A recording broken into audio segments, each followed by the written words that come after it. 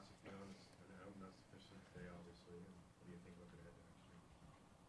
Well, it's definitely an exciting day for us as players, and I think as an organization to have the opportunity to play in a Winter Classic. I've been watching them the last few years, and they look like they're a lot of fun to be a part of them as a player. And with the history of the two teams that are going to be playing in the atmosphere, that the setting that there's going to be down there, it's going to be unbelievable to be a part of that. So as a player, it's an exciting day. I'm excited, and I know my teammates are really excited too. So it's, like I said, it's an honor to be a part of a game like this, and with the amount of people that they can put in that building to play in front of a crowd like that, it's going to be a lot of fun. And with the history of the two teams, it's going to make for a real exciting game.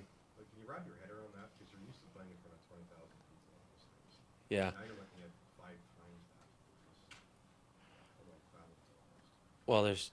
Well, there's quite a few different things that are, as a player, are extremely exciting about the opportunity of playing in a game like this. One, the crowd, the amount of people that are going to be in the building will be very special as a player. Two, you're playing outdoors. You grow up. I know, being from Edmonton, growing up, having an outdoor rink in my backyard, playing with my buddies on that, and the community rinks growing up as a kid, playing a lot outdoors. So you've got those two aspects, the amount of people in the building and playing outdoors, and then you put into it an original 6 matchup. It's a really exciting thing to be a part of. I know that the rumors that have been going around about the possibility of the game, and as players we've talked about it, and what an experience it would be to be a part of something like this, and now we're going to be. So there's the focus is still this year for our team, and the work that we've got to get done down the stretch here, but the official announcement of it today is very exciting. The assumption will be that HBO will do another documentary 24/7.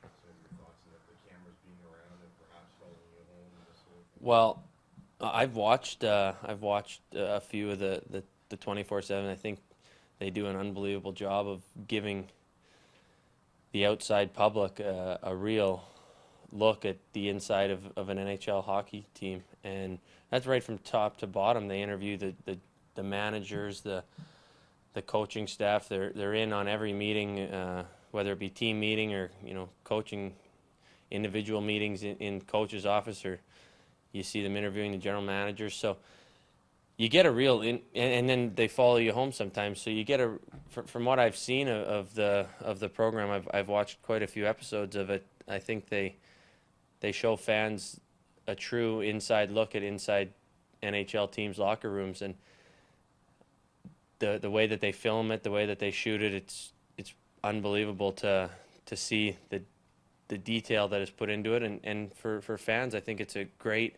show for them to be able to watch and see what we do on a daily basis behind closed doors. Are you worried that would be a distraction? I know we're looking further ahead, but you wouldn't be distracted? I don't think it's.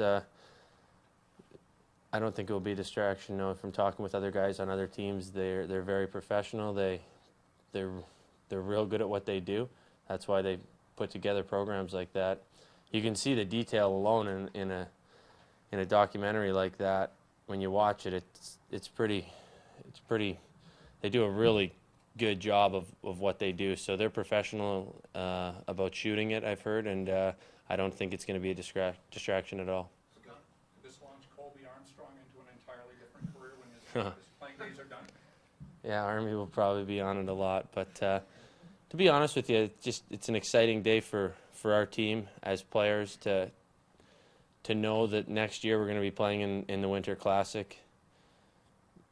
You grow up playing outside, and now we get the opportunity to do it in front of 100,000 plus people. I don't think it gets any better than that. Dion, with tonight's game, you guys have talked about looking forward ahead of you in the standings.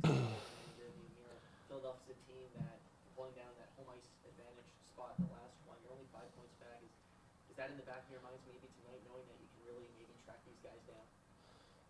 It's a huge game for both of our teams. I'm sure they're saying the same thing that we are, that for us, this is a team that we're trying to catch. They're ahead of us in the standings. We're coming into their building. They're playing well. They always play well at home. It's an energetic building. Their fans are are loud, lively. There's a lot of atmosphere.